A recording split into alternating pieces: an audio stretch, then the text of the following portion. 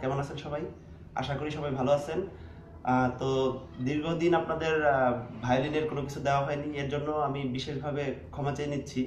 আমার পরীক্ষা ছিল, এর জন্য ভায়োলিন কিছু দেওয়া হয়নি। তো এখন থেকে আপনাদের নিয়মিত নতুন করে আবার ভায়োলিনের সব কিছু দেওয়া হবে, যেগুলো এই পর্যন্ত দেওয়া হয়নি। আপনাদের রিকোয়েস্টগুলো আবার রক্ষা করব। এখন থেকে নিয়মিত ভায়োলিনেরই দেওয়া হবে, লিসন দেওয়া হবে। তো আজ আপনাদের ভৈরবী ঠাটের যে সারগামগুলো রয়েছে এবং কিভাবে বাজাবেন, আঙ্গুলগুলো কিভাবে করবেন, এগুলো দেওয়া হবে। আমাদের চ্যানেলটি সাবস্ক্রাইব করুন এবং নতুন ভিডিওর আপডেটগুলো পেতে নোটিফিকেশন বেলটি অন করে দিন। ধন্যবাদ। তো দেখেন ভৈরবী ঠাটের সারগামগুলো কি কি, নোটগুলো কি কি। যারা আমার হারমোনিয়ামের ভিডিও দেখেছেন তারা জানেন ভৈরবী ঠাটের নোটগুলো কি। ম্যাক্সিমামই আপনার কমল নোটের উপর দিয়ে যায়। অবশ্যই যারা বারে বারে বলছি, যারা কমল করি এখনো জানেন না, তারা আমার সবগুলো ভিডিও দেখে নেবেন, ওখানে বিস্তারিত দেওয়া আছে। তো দেখেন ভৈরবী ঠাটের যা আপনার সা রে গা মা পা ধা নি সা, এখানে আপনার রে গা এবং ধা নি কমল, এটা আপনারা যারা হারমোনিয়ামের ভিডিও দেখেছেন তারা জানেন। তো ভায়োলিনে যারা ভিডিও দেখতেছেন, তারা নতুন করে যারা দেখতেছেন তারা একটু খেয়াল করবেন।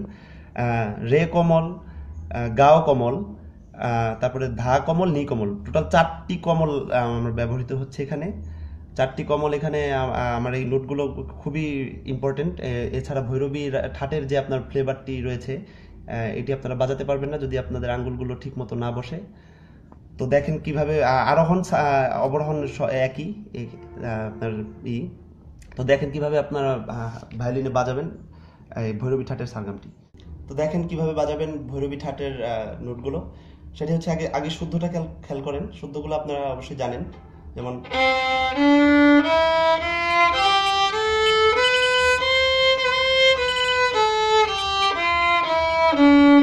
হচ্ছে আমার শুদ্ধ। এখন আমার ভৈরবী ঠাটে যেগুলো ব্যবহার হচ্ছে কোমল রে, কোমল গা এবং কোমল ধা, কোমল নি। তো দেখেন এটা কিভাবে বাজাবেন। আপনারা আমার আগের ভিডিওগুলো দেখে থাকলে অবশ্যই জানবেন কোন জায়গায় কোমল রে, কোথায় কোমল গা, কোথায় রয়েছে। জাস্ট শুধু ভৈরবী ঠাটের এটা আপনারা দেখবেন। সেটি হচ্ছে সা কোমল রে, এই হচ্ছে আমার শুদ্ধ রে।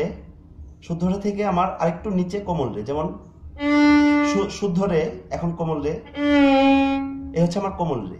মানে এই যে আপনার যে এখানে যে আপনার ইটি রয়েছে, উঁচা জায়গাটি রয়েছে আপনার তারের থেকে, তার একদমই সাথে কোমল রে। ভালো করে খেয়াল করবেন কোথায়।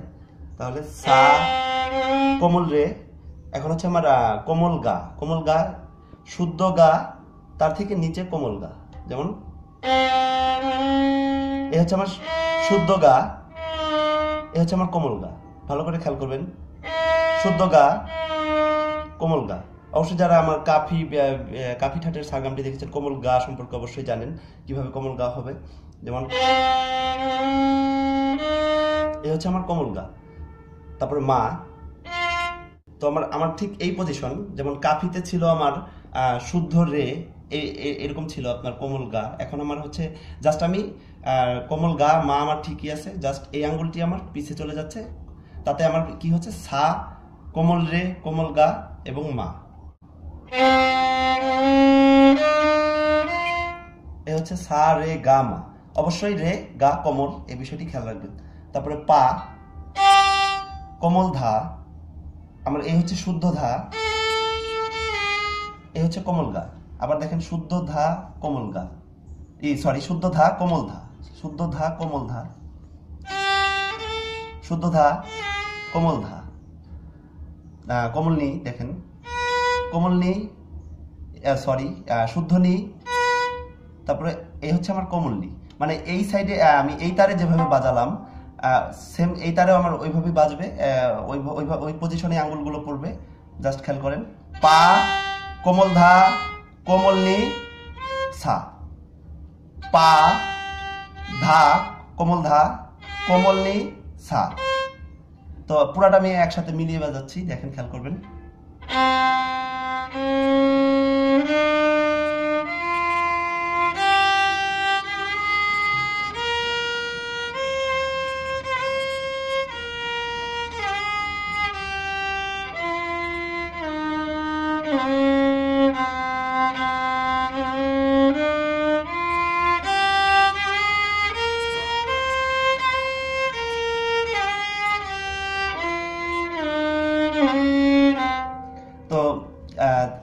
বরাবর আপনার কোমল রে ঠিক ওই বরাবরই কোমল ধা, যে বরাবর কোমল গা ঠিক ওই বরাবরই কোমল নি।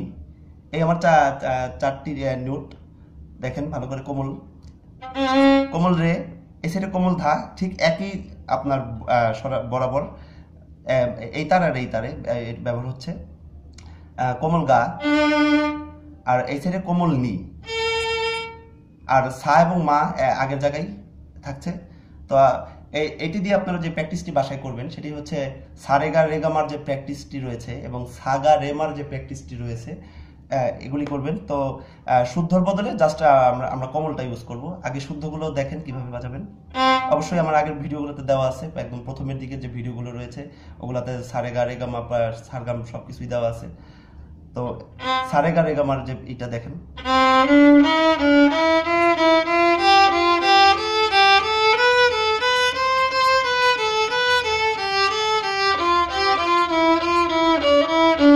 তো এই সেম সারগামটি আমি বাজাবো কোমল রে, কোমল গা, কোমল ধা এবং কোমল নি ব্যবহার করে। যেমন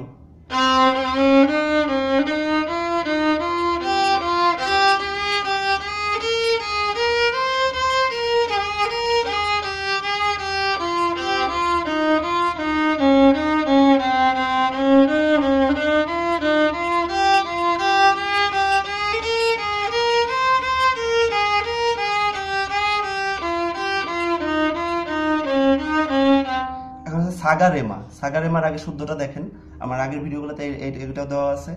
এখন আরেকবার দিয়ে দিচ্ছি দেখেন আপনাদের সুবিধার জন্য। যেমন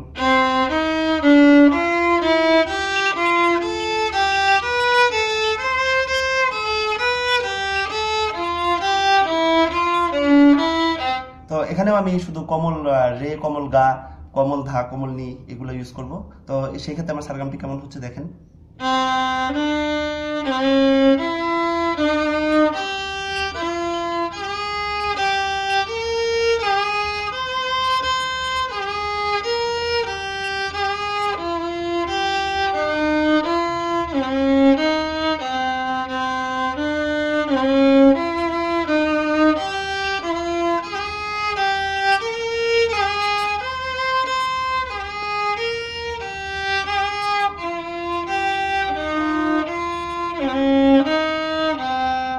তো বন্ধুরা দেখলেন ভৈরবী ঠাটের যে নোটগুলো কিভাবে বাজাতে হয়। অবশ্যই এই ক্ষেত্রে আপনার প্রচুর প্র্যাকটিসটি অনেক ইম্পর্টেন্ট, এবং আঙ্গুলগুলো ঠিক মতো যা বসলো কিনা, বিশেষ করে সারেগার রেগামা এবং সাগা রেমার যে কোমল দিয়ে আমি এটা প্র্যাকটিসটা দিয়েছি, এটা অবশ্যই বাসায় প্রচুর প্র্যাকটিস করবেন। প্র্যাকটিস ছাড়া এটা সহজে হাতে আনতে পারবেন না। তাছাড়া ভৈরবী রাগও কিন্তু বাজাতে পারবেন না। অবশ্যই পরবর্তীতে আপনাদের ভৈরবী রাগ দেওয়া হবে। প্রচুর পরিমাণে বাসায় প্র্যাকটিস করবেন। আমাদের চ্যানেলটি অবশ্যই সাবস্ক্রাইব করবেন। সাবস্ক্রাইব করে আমাদের সাথেই থাকুন।